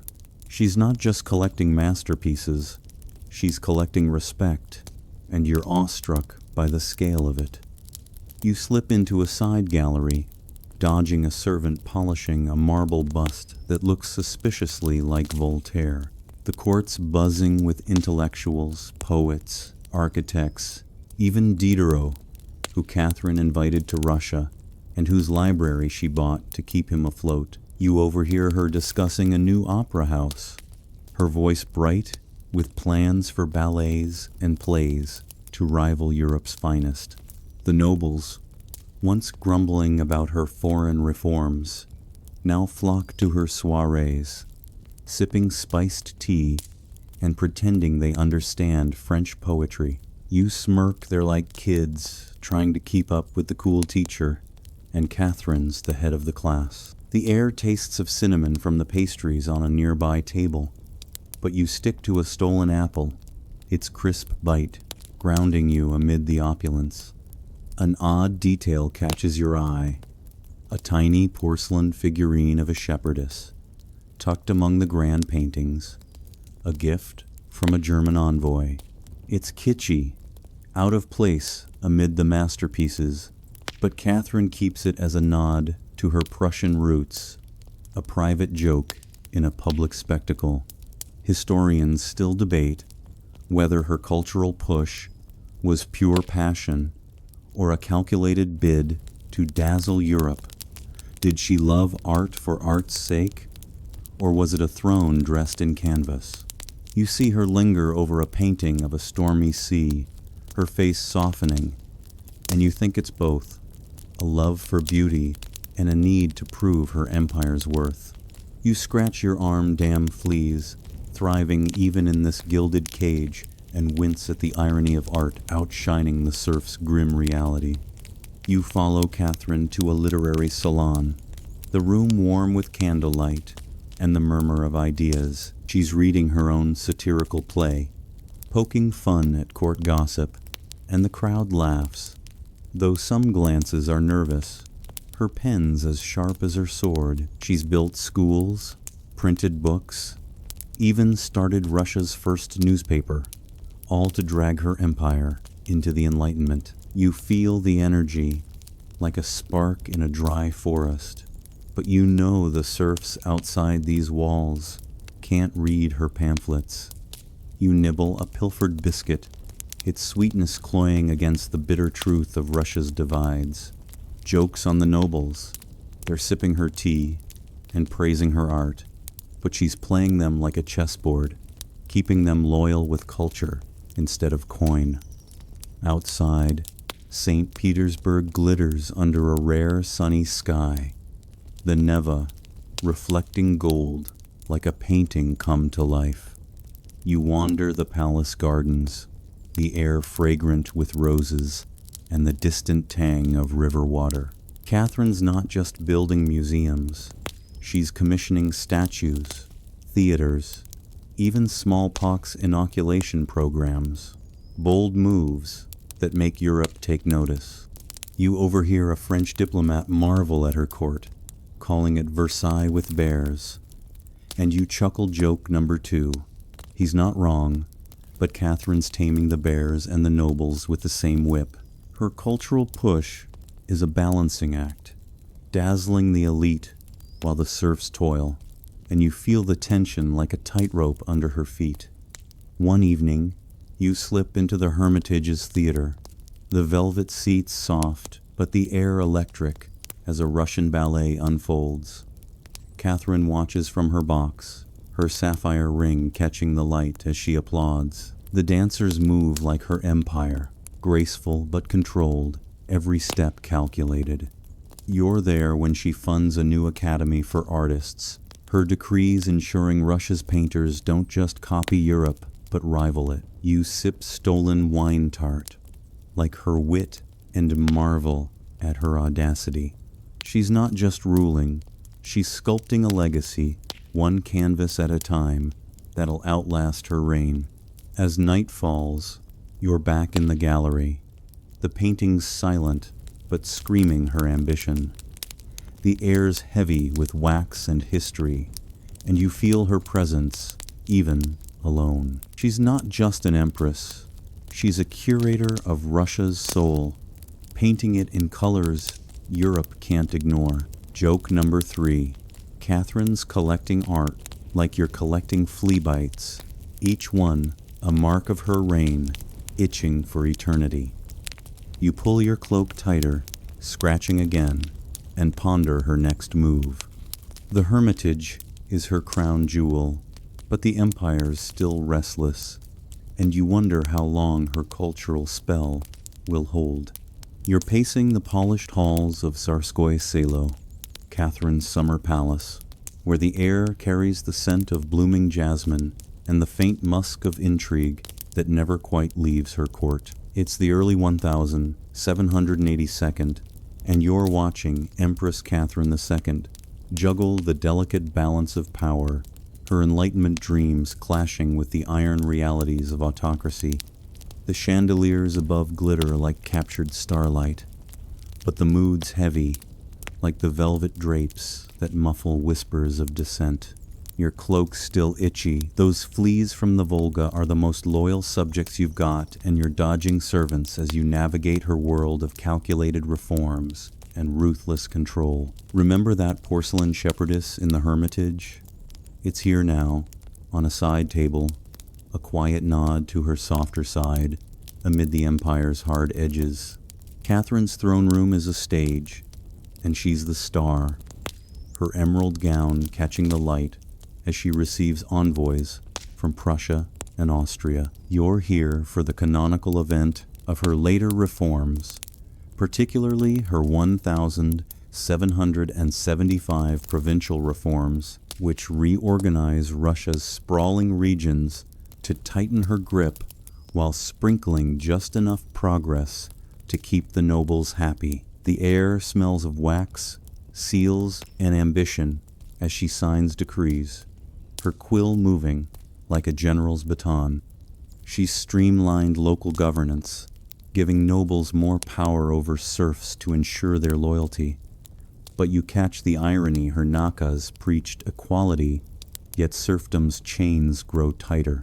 You feel the tension, like a bowstring pulled too taut, as she balances her ideals with the empire's feudal spine. You slip into a council chamber, the walls lined with maps showing Russia's new borders, each line a testament to her wars. The nobles, in their powdered wigs, nod approvingly at her decrees, but grumble when she pushes education or trade. You overhear one call her reforms a German's fantasy, and you smirk bet he'd trade his estate for her nerve. She's expanded schools, even for girls, and introduced smallpox inoculation, a bold move that saves lives but spooks the superstitious.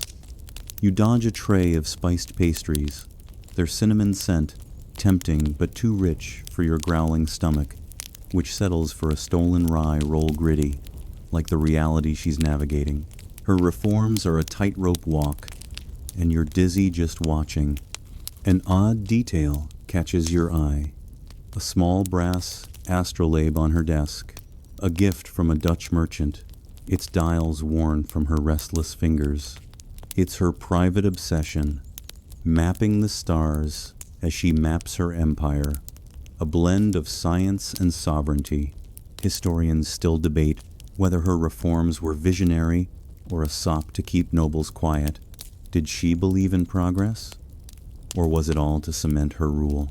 You see her pause, turning the astrolabe, her eyes distant as if weighing both futures.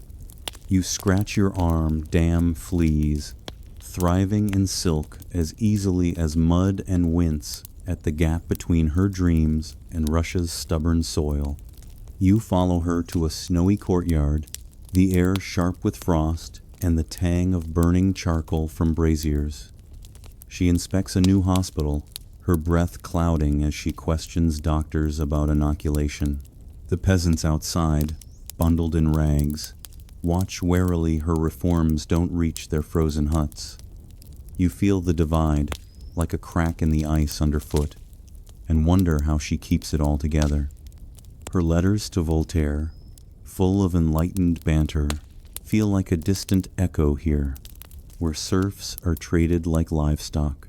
You nab a piece of dried fish from a market stall, its saltiness cutting through the cold, and chuckle jokes on the nobles. They're eating her reforms, but the serfs are still chewing on survival. One evening, you're in a candlelit library, the air thick with dust and leather-bound books.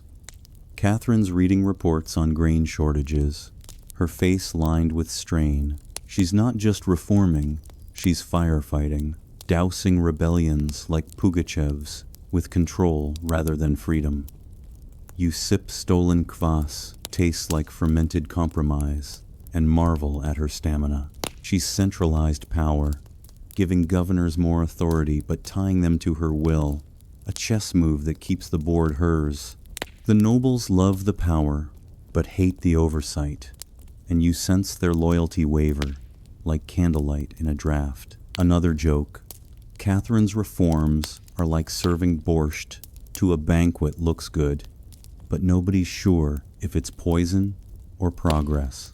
Outside, the Neva glitters under a low moon, and you wander the palace gardens, the snow crunching underfoot like broken promises. Catherine's balancing act is precarious reform to dazzle Europe, control to pacify Russia. You overhear a French envoy praise her as Peter the Great in petticoats, and you laugh joke number 3. She's not wearing petticoats, she's wearing armor, and it's forged from her own will. She's made Russia stronger, but the serf's chains are heavier, and you feel the weight of that contradiction like a stone in your chest. As night deepens, you huddle by a fireplace, the logs popping like the court's rumors. Catherine's alone in her study, the astrolabe spinning under her fingers, her reforms a gamble that could either modernize Russia or spark another Pugachev. You pull your cloak tighter, scratching another flea bite, and ponder her next move. She's not just an empress, she's a tightrope walker, and the empire's her unsteady rope. The fire dims, leaving you in the cold, wondering if her balance will hold or if the cracks will widen. You're lingering in the quiet grandeur of Catherine's private apartments at Tsarskoye Selo, the air soft with the scent of lavender and fading summer roses, their petals scattered on a mahogany table like confetti from a forgotten ball. It's the early 1792nd, and you're watching Empress Catherine II in her later years, her once vibrant frame now slower, her hair streaked with silver, but her eyes still sharp as Baltic ice. The room's warm, lit by a low fire that crackles like the distant echoes of her triumphs. But there's a loneliness here, heavy as the brocade curtains. Your cloak itches those fleas, still loyal after all these years, and you shift, feeling the weight of time on her shoulders and your own. Remember that brass astrolabe from her desk? It's still there, its dials dusty now, a relic of her restless curiosity in a rain winding down. Catherine's in her 60s, her reign stretching over 3 decades, and you're here to witness her twilight, a time of reflection amid fading energy and mounting challenges. The canonical event is her handling of the French Revolution's shockwaves, which reach Russia by 1793, stirring fear of rebellion, even in her tightly controlled empire. You watch her pen, a letter to Austria's emperor, her quill scratching warnings about revolutionary madness, the ink smelling sharp and urgent. She's no longer the young dreamer quoting Voltaire. She's a seasoned autocrat, wary of ideas that once thrilled her. The air tastes of wax and caution, and you feel her balancing act maintaining power while grappling with a world shifting under her feet. You follow her to a small audience chamber where nobles in fading silk bow low, their faces lined with worry over France's guillotines. Catherine's voice is firm, banning French books and tightening censorship, moves that clash with her Enlightenment past. You overhear a courtier whisper about her hypocrisy. She once flirted with liberty, now she crushes it. You smirk. It's not hypocrisy, it's survival, and she's played that game longer than most. The room smells of tobacco and old wine, and you dodge a servant with a tray of crystal glasses. Their clink like the fragile peace she's guarding. You nab a stale biscuit from a table gritty, like the compromises she's made, and chew slowly, tasting the bitterness of an empire stretched thin. An odd detail catches your eye. A worn pair of embroidered slippers under her chair, patched at the toes, a private comfort amid her public splendor. They're a glimpse of the woman behind the crown, aging and human, who still rises at dawn to read reports. Historians still debate whether her later years were marked by retreat or resilience.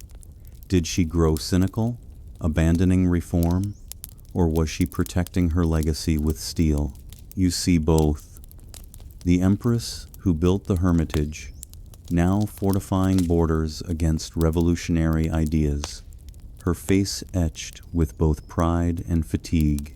You scratch your arm dam fleas, thriving in velvet as they did in mud, and wince at the irony of her reign's contradictions. You slip outside to the palace gardens, the air crisp with autumn's bite, the leaves crunching underfoot like her fading dreams of universal reform. She's focused on her grandson, Alexander, grooming him as heir, while sidelining her son, Paul, whom she distrusts. You overhear her tutoring Alexander in statecraft, her voice soft but insistent, the scent of damp earth grounding the scene. She's building a future, but you feel her isolation. Potemkin's dead, her lovers now younger men who flatter but don't challenge, and her court's loyalty feels transactional. You munch a pilfered apple, its tartness cutting through the melancholy, and ponder her legacy. She's expanded Russia, modernized it, but the serfs still groan under noble whips. One evening, you're in her study, the fire casting shadows on maps of Poland, freshly partitioned with her allies, erasing a nation to secure her borders. The air's heavy with ink and memory as she writes to a German prince, her words sharp, but her hand trembling slightly. You feel the toll, wars, rebellions, reforms, all piling up like the books around her. She's outlived her enemies, but not her doubts, and you sense her wondering if history will call her great or grasping. You sip stolen kvass flat, like her fading idealism, and chuckle softly. Jokes on Europe. They thought they'd outshine her, but she's redrawn their maps while they bickered. Outside, the Neva's dark under a starless sky, and you wander the grounds, the cold seeping through your boots. Catherine's reign is a tapestry of triumphs. Crimea, the Hermitage, her nakaz, but it's fraying at the edges, with serf unrest and revolutionary whispers. You dodge a guard's lantern, its light flickering like her reforms, bold but fleeting. Another joke, her empires like her slippers grand from afar, patched up close, holding together through sheer will. She's still the philosopher queen, but now she's also the survivor, guarding her throne with a wary eye. As night deepens, you huddle by a dying fire, the logs hissing like court rumors. Catherine's alone in her chambers, perhaps turning that astrolabe one last time, her mind still mapping stars and strategies. You pull your cloak tighter, scratching another flea bite, and reflect on her solitude. She's not just an empress, she's a titan, carrying an empire's weight as her strength wanes. The fire fades, leaving you in the cold, wondering if her legacy will endure or crack under time's relentless march. You're sitting in a quiet corner of Catherine's private chambers at Tsarskoye Selo, the air soft with the scent of fading lavender and the musty warmth of old tapestries that seem to hold centuries of secrets. It's November 1796, and you're watching Empress Catherine II in her final days. Her once commanding presence now frail, her movements slow, but her eyes still flickering with the fire that built an empire. The room's dim, lit by a single candelabrum, its wax dripping like tears onto a silver tray. Your cloak itches those fleas, loyal to the end, still nibbling, and you shift gently, feeling the weight of time pressing down like the heavy velvet curtains. Remember that sapphire ring from Potemkin? It's still on her finger, its crescent moon dulled but gleaming faintly, a last echo of her storied reign. You're here to witness the end of her legend, and trust me, it's a quiet exit for a woman who roared through history. The canonical event is her death on the 17th of November, 1796, a stroke felling her in her private apartments, ending a 34-year reign that transformed Russia into a colossus. You're not there yet, but you feel the shadow approaching as she sits at her desk, her quill trembling as she pens a final letter to her grandson, Alexander. The air smells of ink and age, and you catch her pausing, her breath shallow, as if sensing the curtain falling. She's 67, her hair fully gray, her face lined with battles, wars, rebellions, reforms, and the endless chess game of court. You see her glance at a portrait of Peter the Great, her idol, and you wonder if she feels she's matched his legacy or fallen short. The palace is hushed, the court tiptoeing around her frailty.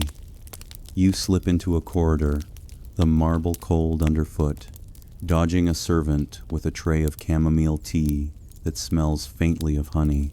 Whispers drift from behind closed doors. Nobles speculate about her son Paul, whom she despises, and whether he'll undo her work. You overhear a maid murmur about a dream Catherine had, of a golden crown sinking into the Neva, and you shiver, not just from the draft. Her legacy is vast, Crimea conquered, Poland partitioned, the Hermitage built, but it's fragile, like the porcelain shepherdess now gathering dust in a corner. Historians still debate whether she was a true reformer or a glorified autocrat. Did her Enlightenment ideals ever take root, or were they just a mask for power? You see both in her tired eyes. The dreamer who wrote the Nakaz, and the ruler who chained serfs to keep nobles loyal. An odd detail catches your attention. A small, cracked hand mirror on her bedside table, its silver frame tarnished, but polished daily by her maid. It's her private ritual, a glance at her aging face each morning, as if measuring time against her triumphs. You imagine her staring into it, seeing not just wrinkles, but the girl from Stettin who dared to seize a throne. You scratch your arm, damn fleas, thriving, even in this fading grandeur, and wince at the irony of a mirror reflecting a reign so monumental, yet so personal. Her health's failing, She's survived smallpox, rebellions, and betrayals. But now her body betrays her, each step a labor. You wander the gardens, the air crisp with frost, the roses long dead, but their thorns still sharp.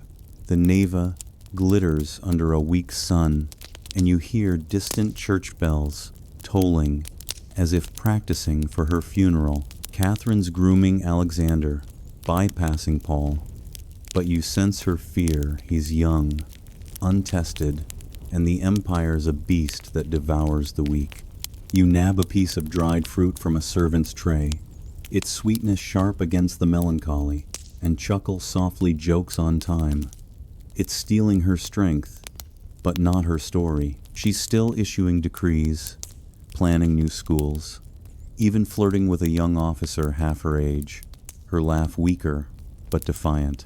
One evening, you're in her study, the fire low, casting shadows on maps of her expanded empire. She's reading Voltaire's letters, her lips curving faintly, but her hand shakes, spilling a drop of ink like a tear on the page. You feel her solitude, the weight of a crown that's both her glory and her cage. She's outlived Potemkin, Orlov, even her ideals, yet Russia's stronger 200,000 square miles added, trade booming, culture shining. You sip stolen wine tart, like her legacy, and marvel at her resilience. Another joke, her empire's so vast, even the fleas can't find their way across it, but they're still trying, just like her enemies. The end comes quietly. You're there when she collapses, a servant's cry piercing the silence. The court freezes, then erupts in hushed panic. Doctors rush in, their powders useless, and you smell the sharp tang of medicinal herbs futile against fate. She's laid in her bed, the mirror reflecting a face, serene but still. The empire holds its breath, and you feel the void she leaves Russia's mother, its maker, its myth. You slip outside, the stars cold above the Neva, and ponder her mark. She wasn't perfect, but she was great, a woman who turned ambition into history. As the fire dies in her chambers, you huddle by its embers, the air heavy with loss. You pull your cloak tighter, scratching one last flea bite, and whisper a farewell to Catherine, whose name will echo louder than the bells now ringing. Joke number 3. She conquered empires, hearts, and history, but those fleas, they're the real immortals, outlasting even her. You're standing on the banks of the Neva, the water lapping softly, its surface a mirror for the stars fading into dawn. The palace looms behind you, its golden spires quiet now, as if mourning the Empress who made it shine. Catherine's gone, but her shadow stretches long across Russia's borders, its art, its soul. You feel the chill of November 1796, the air soft with frost and memory, and you realize her story wasn't just about power. It was about a woman who dared to dream bigger than her world allowed, who took a foreign throne and made it her own, who loved, fought, and built with a fire that still warms history's pages. Her contradictions, reformer and autocrat, lover and ruler, make her human, not a statue. You breathe in the quiet, the scent of river water and fading roses, and feel a gentle peace settle. She's not here, but her legacy whispers in the wind, in the Hermitage's halls, in the Russia she shaped. So close your eyes, let the fan's hum be your lullaby, and drift into dreams where ambition knows no bounds. Sleep well, knowing Catherine's story lives on, a beacon in the dark, guiding us through time's endless night.